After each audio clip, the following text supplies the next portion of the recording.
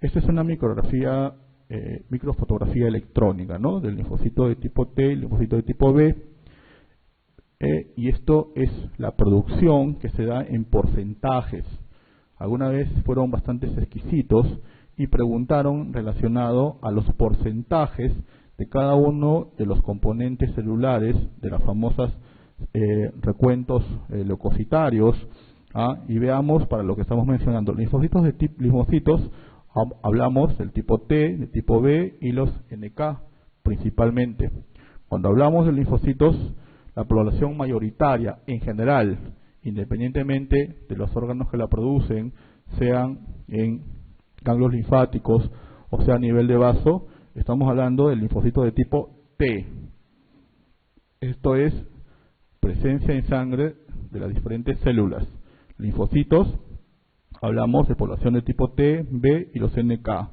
La población mayoritaria es linfocitos de tipo T. ¿Cuánto en porcentaje? Del 70 al 75%. Población mayoritaria, linfocitos de tipo T. Linfocitos de tipo B, 15 a 20%, y los natural killer de un 5 al 10%. Pero la población mayoritaria, a nivel periférico en sangre, linfocitos de tipo T, 70 a 75%, o si gustas, las 2/3 partes, ¿no? Y mira, esa fue la pregunta. Del total de linfocitos circulantes, ¿cuántos son de tipo T? Respuesta: de 70 a 75%. Respuesta de 70 a 75% en promedio. Pregunta número 6, respuesta D. Entonces, todo lo anterior ha permitido que conozcamos los protagonistas de los diferentes tipos de respuesta inmunológica, partiendo de una respuesta natural, no específica o no adaptativa, dada por un componente celular, polimorfonucleares, NK, ¿no? Principalmente, versus los componentes humorales dados por la presencia del complemento, versus una respuesta adaptativa, específica, con memoria, dados principalmente por células especializadas, los linfocitos de tipo T, los linfocitos de tipo B. Cuando mencionamos a los linfocitos de tipo B en los gráficos que tú has visto, hemos dicho de que se pueden diferenciar en células plasmáticas y cuya función principal va a ser la producción de los llamados anticuerpos o inmunoglobulinas.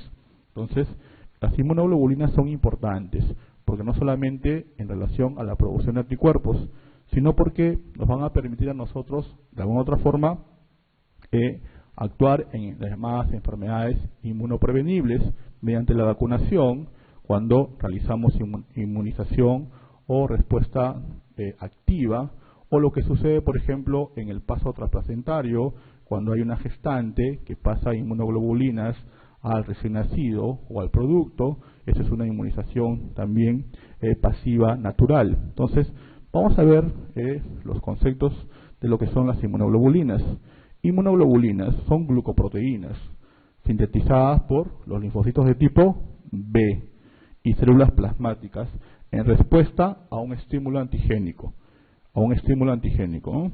Propiedad de unirse específicamente al antígeno que indujo su formación. Pero muchos confunden, o muchos hemos confundido y hemos dado una acción a las inmunoglobulinas que no la tienen. Las inmunoglobulinas, doctoras, no tienen una acción sobre la diana o sobre la célula en producir la muerte celular o producir una lisis celular. Las inmunoglobulinas lo que realmente realizan es sencillamente van a marcar a la diana, van a actuar como marcadores para que mediante estos marcadores unas células más especializadas, que son los linfocitos de tipo T, conlleven a la acción deleteria o a la acción de eliminar la noxa. Entonces, las inmunoglobulinas no tienen esa acción. Lo que van a realizar principalmente es una acción de marcar, señalizar a la célula diana, o en este caso al antígeno o a la noxa. Entonces, propiedad de unirse específicamente al antígeno que indujo su formación, inmunoglobulinas o llamadas antígeno, proteínas formadas por grupos globulares, transfieren pasivamente la inmunidad al administrarse a otro individuo. Eso es importante, Cuando yo administro, porque pueden confundirles, existe una inmunidad pasiva versus una inmunidad activa. La inmunidad activa, por ejemplo, es lo que yo condiciono cuando administro una vacuna. Esa es una inmunidad de tipo activo. Yo administro una vacuna y estoy generando una respuesta posterior de memoria que va a conllevar a la activación de mecanismos celulares que van a conllevar a la producción de anticuerpos. Es una inmunidad de tipo activo. Pero cuando yo transfiero, por ejemplo, solo inmunoglobulinas, por ejemplo, en un accidente laboral, en un caso, digamos, de hepatitis tipo B, la norma técnica establece de que, por ejemplo, nosotros, como personal de salud, si tenemos un accidente laboral con exposición a secreciones en un paciente con el diagnóstico de hepatitis B crónica, nosotros tenemos que realizar, si no estamos vacunados, 2 acciones. Vacunación con un esquema corto para personal de salud y la administración de inmunoglobulina. Esa administración de inmunoglobulina es una inmunidad de tipo pasivo, a diferencia de la vacunación que es de tipo activo. ¿Ya? Vamos a verlo con detenimiento, pero es un adelanto. Entonces, esta es la parte quizás un poco engorrosa del tema dada por los dominios de las inmunoglobulinas. Esta es la característica básica de una inmunoglobulina, la presencia de 2 cadenas pesadas, 2 cadenas pesadas y 2 cadenas ligeras, 2 cadenas ligeras, 2 cadenas pesadas. La constitución básica de esta inmunoglobulina es un tetrámero, pero también puede ser un hexámero, puede ser un pentámero. Básicamente, entonces, presencia de 2 cadenas pesadas y 2 cadenas ligeras. Se ensamblan adoptando la clásica configuración en Y, ¿no? La secuencia de aminoácidos, entonces vas a centrarte en eso verde, en la cadena pesada. En la cadena pesada va a tener una secuencia de aminoácidos. Esto es lo que va a determinar la clase de inmunoglobulina y el subtipo o subclase de inmunoglobulina. Entonces la cadena pesada va a condicionar su secuencia de aminoácidos, qué tipo de inmunoglobulina es. Tú sabes, inmunoglobulina G, A, M, ¿no? Que tú ya las conoces. Y no solamente la clase, sino también el tipo o subtipo, porque sabes que hay de tipo G, por ejemplo, hay G1, hay G2, hay G3, hay G4, hay A1, hay A2. Entonces, ¿qué condiciona esa conformación o esa es la secuencia de aminoácidos presentes en las cadenas pesadas? En este gráfico es más evidenciable lo descrito. Lo verde, cadenas de tipo pesado, y las amarillas, cadenas ligeras. La constitución o la secuencia de aminoácidos en las cadenas pesadas es lo que va a dar el tipo de inmunoglobulina o el subtipo de inmunoglobulina. Esa es la conformación clásica o la conformación en Y, ¿no? Entonces, cuando hemos hablado de las estructuras, ahora vas a conocer la funcionalidad. Ya tú sabes que son 2 cadenas pesadas y 2 cadenas ligeras. Pero a su vez nosotros podemos diferenciar en 2 componentes importantes. En la parte superior vamos a hablar de la región AB o que tiene función de anticuerpo, o también llamada región variable. La región variable, que es parte de cadena pesada con cadena ligera, es importante porque tiene función de anticuerpo. En otras palabras, esta parte y principalmente a este nivel es donde se va a unir al antígeno. Y tú recuerdas, y eso siempre lo han preguntado, ¿a qué parte del antígeno se une? A una región que se llama epítopo. Siempre lo han preguntado. Lo vamos a ver, pero te lo adelanto.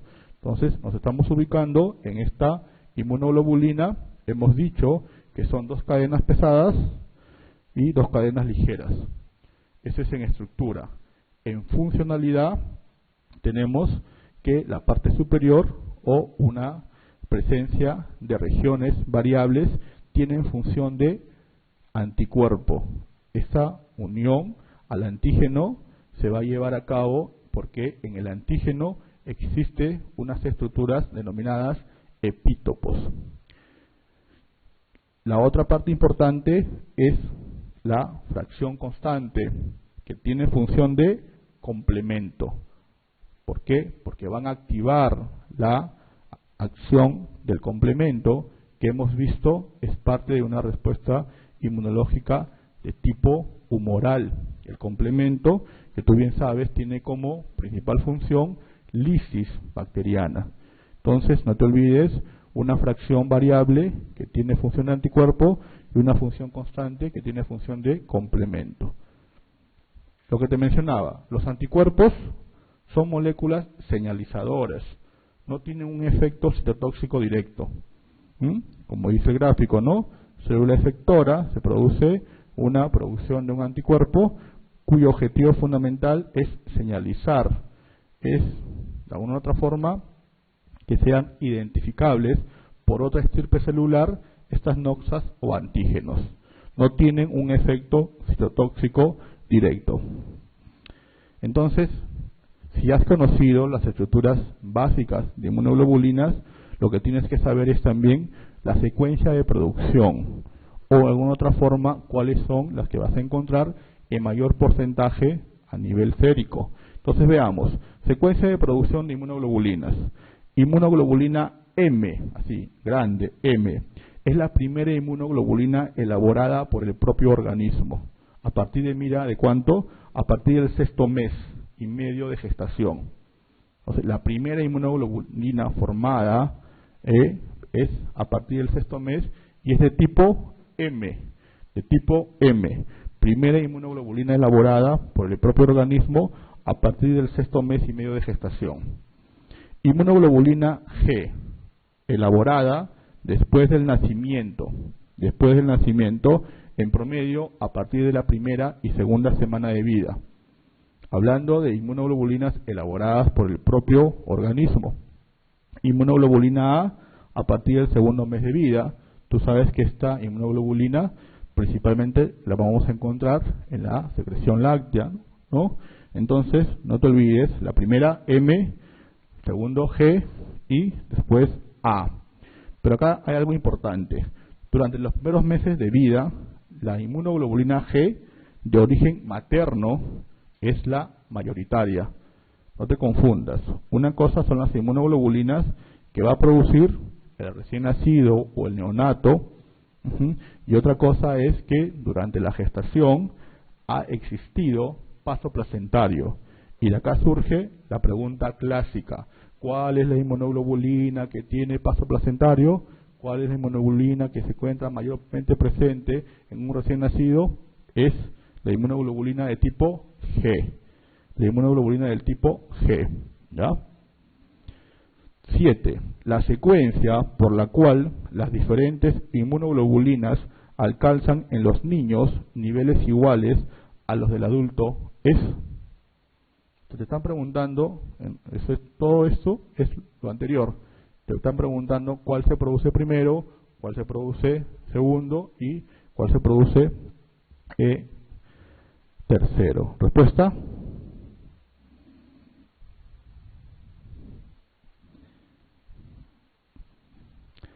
MGA. MGA. Si quieres, para memorizar sencillamente la producción. Estamos hablando de producción, secuencia de producción. MGA. MGA. Respuesta. D. Y no olvides que es importante que diferencies la inmunoglobulina que tiene paso placentario, que ella va a ser en cantidad o en proporción la mayoritaria en el recién nacido, pero principalmente es de origen materno, porque tú has visto que la inmunoglobulina G, por lo menos para que se produzca, en el mejor de los casos, va a pasar 1 a 2 semanas. No existe el caso de un recién nacido que al cabo de horas produzca inmunoglobulina G. Y esto es importante porque esto te va a permitir diferenciar si una infección perinatal es de alguna forma adquirida durante la gestación, durante el parto o en la etapa neonatal. ¿Por qué? Porque la mayor cantidad de inmunoglobulinas presentes en un recién nacido va a ser de tipo G, y eso es importante porque es de origen de la gestante, de origen materno. Entonces, respuesta D. Entonces, a su vez, hemos visto que lo que va a dar el tipo o subtipo de inmunoglobulina va a ser la presencia de las cadenas pesadas. Habíamos visto en las inmunoglobulinas en su conformación básica, que principalmente es de tipo A. Hemos visto que puede ser pentámero, hexámero o tetrámero, como es lo clásico. Clases básicas o isotipos de inmunoglobulinas, ¿no? Isotipos o subtipos de inmunoglobulina. Existen 5 clases de cadenas pesadas, agrupadas de mayor a menor concentración. Acá ya hablamos de concentración, de cantidad sérica, en el suero de un adulto normal. Y la memotecnia es así, Gande. Que estamos hablando de, si te preguntan, cantidad, concentración, proporción de inmunoglobulinas en un adulto. Ya no hablamos de lo que hemos visto en neonatos o recién nacidos. En otras palabras, la cantidad mayor de inmunoglobulinas en este orden, ¿no? Primero G, A, M, D, E. Gande. En un adulto, ¿cuál es la inmunoglobulina en mayor concentración? G. En un adulto, ¿cuál es la inmunoglobulina de menor concentración? E. ¿Ya? Es para eso. A su vez existen los subtipos o isotipos, 4 subclases de inmunoglobulina G y 2 subclases de inmunoglobulina A.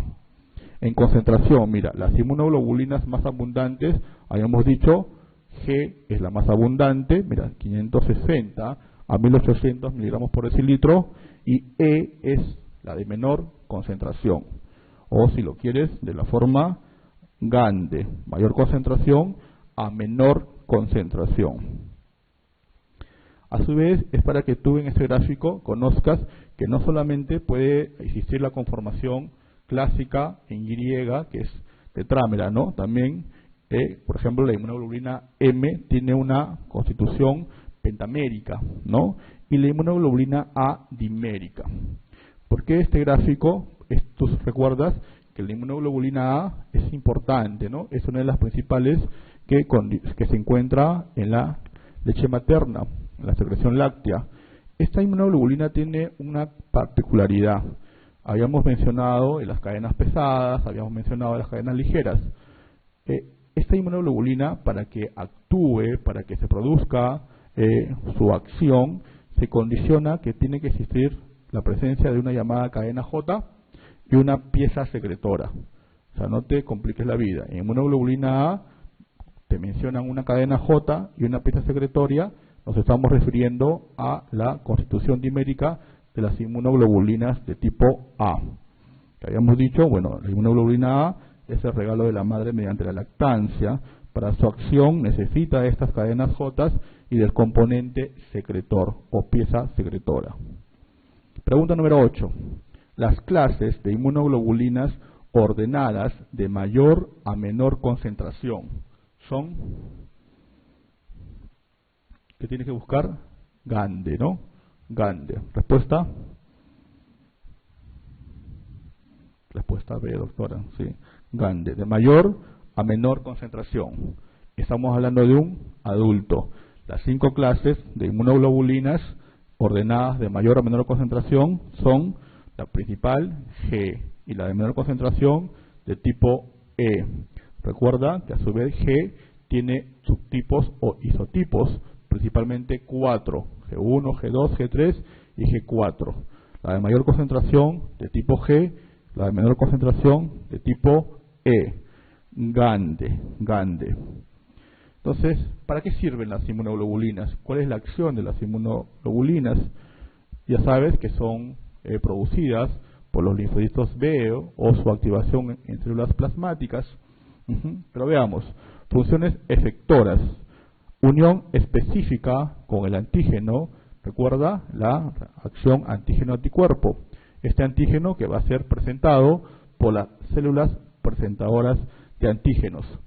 Activación del complemento, recuerda que viste que una de las partes era la función, la región constante, que tiene como función activar el complemento, unión a los receptores de las células fagocíticas, con lo que facilita la fagocitosis. Una vez que se ha producido la producción o la señalización de la diana o del germen a eliminar, se produce una activación principalmente a expensas de células fagocíticas o macrófagos. Unión a los receptores de los mastocitos, basófilos y eosinófilos. Principal actor, la inmunoglobulina de tipo E. ¿Recuerdas? En los procesos que condicionan, por ejemplo, reacciones de tipo de hipersensibilidad o procesos atópicos, lo que se va a producir es la activación de estas células que van a liberar sustancias como la histamina o sustancias que va a condicionar principalmente por la acción de la inmunoglobulina de tipo E. Capacidad de atravesar membranas del organismo como la placenta. Grande, solo la inmunoglobulina G. Y grande porque creo que han sido cerca de 10 preguntas a lo largo de todos los exámenes en relación a esta inmunoglobulina. ¿De qué forma? ¿Cuál es la de mayor concentración? ¿Cuál es la que pasa por medio placentario? ¿Cuál es la que se encuentra en mayor concentración en el recién nacido? No te confundas que es diferente si te preguntaran cuál es la que produce primariamente el recién nacido, es de tipo M, pero la que encontramos de mayor concentración en el recién nacido es de tipo G, porque es por paso placentario o por paso materno en la gestación o en el transcurso de los diferentes periodos de la gestación. En grafiquito, mira, las clases y subclases de inmunoglobulinas presentan variaciones en su capacidad de desarrollar funciones. En concentración, habíamos dicho, GANDE, que es en relación a concentración. Y acá algo importante, ¿no? En función, por ejemplo, a su actividad. Paso por la placenta, ya lo sabes, inmunoglobulina de tipo G. Inmunoglobulina de tipo G. Actividad antibacteriana, principalmente a expensas de la inmunoglobulina de tipo M. Inmunoglobulina de tipo M. Actividad antibacteriana, inmunoglobulina de tipo M. Actividad antivírica, principalmente a expensas de inmunoglobulina de tipo A. Si hablamos de subclases, por ejemplo, para lo que son los subtipos o isotipos de la inmunoglobulina G, mayor concentración, G1 mayor concentración, ¿no? Entonces, lo importante de este gráfico, cuáles son las que tienen mayor concentración, menor concentración, hablamos de tipo G y tipo E, respectivamente, las que tienen paso placentario, principalmente de tipo G, y las que tienen acción mayoritariamente antibacteriana y antivírica, M y A respectivamente, ¿no? Un tema importante en relación a lo anterior es lo de hipersensibilidad, que tú sabes que son de 4 tipos, tipo 1, tipo 2, tipo 3 y tipo 4. Suelen preguntar la relacionada a tipo 4 o hipersensibilidad de tipo retardado con una respuesta celular. ¿Por qué? Porque el ejemplo típico, por ejemplo, es las infecciones o enfermedades como la que conlleva la activación de los cuadros de tuberculosis. Y en los últimos años también lo que se produce en las reacciones de rechazo o contra tejidos, enfermedad de injerto contra el huésped. Pero veamos, tipo 1, hipersensibilidad inmediata.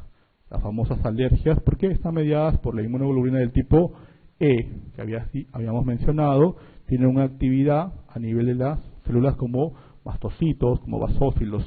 Tipo 2, lisis mediadas por anticuerpos, acciones de IgG y complemento, IgG, las NK y eosinófilos. Tipo 3, por inmunocomplejos, acción de IgG, IgM y complemento. Y lo que te mencioné, tipo 4, mediada por células o la de acción retardada. Células con marcadores específicos. ¿Recuerdas? Los que expresan CD4, habíamos mencionado que uno de los componentes principales era el linfocito de tipo T colaborador. En gráfico, mírame, para ver ejemplos de enfermedades, tipo 1, tipo 2, tipo 3 y tipo 4. Tipo 1 hemos visto, por ejemplo, las alergias o los procesos relacionados a anafilaxis, eczemas, asma. Entonces, en tipo 2, por ejemplo, anemias hemolíticas autoinmunes o la eritroblastosis fetal.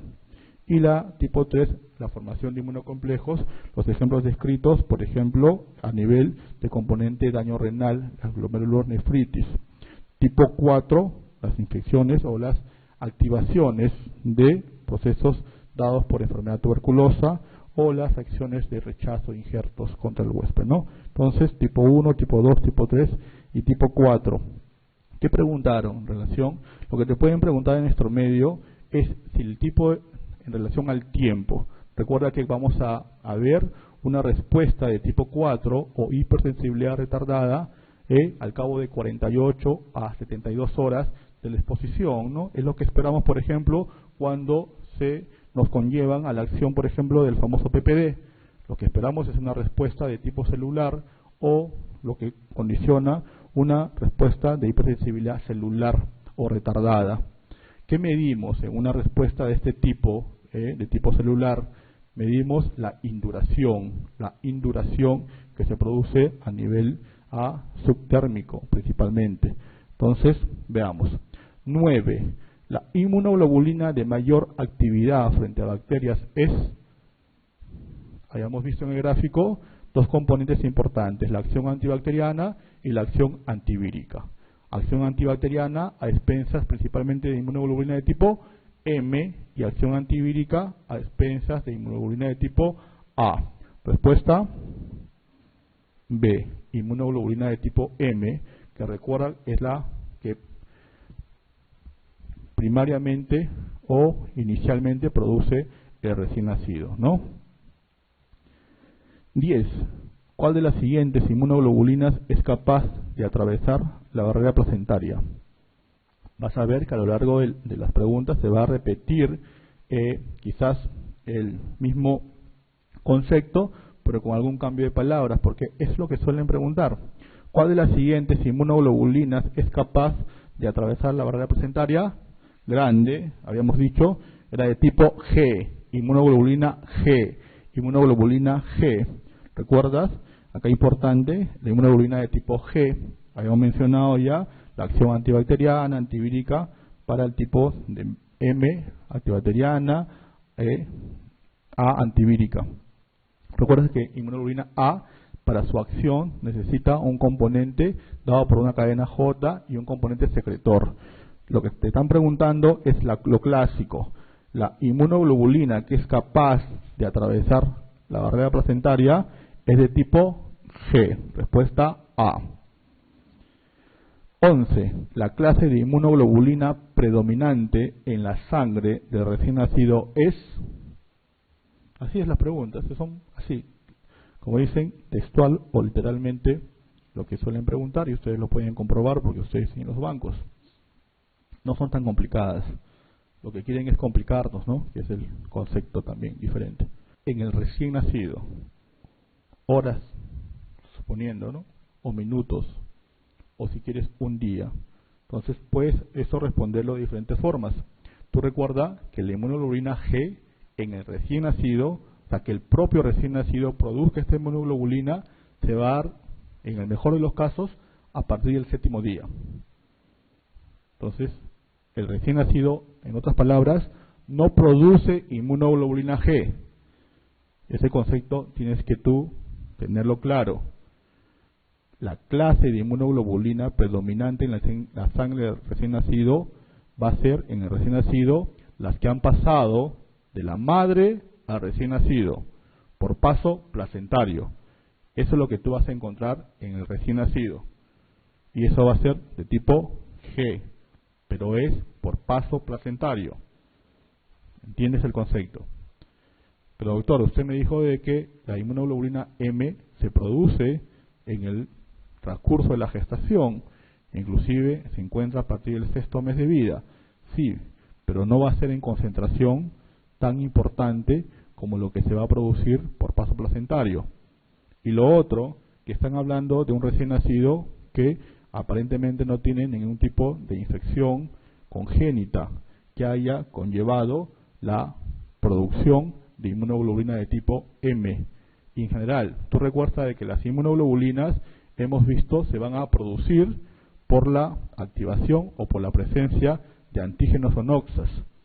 Entonces, Si te preguntan, la clase de inmunoglobulina predominante en la sangre del recién nacido es de tipo G y es de tipo placentario. Entiendes ese concepto, porque a lo largo de las preguntas va a ser algo similar. No te olvides, es de tipo G.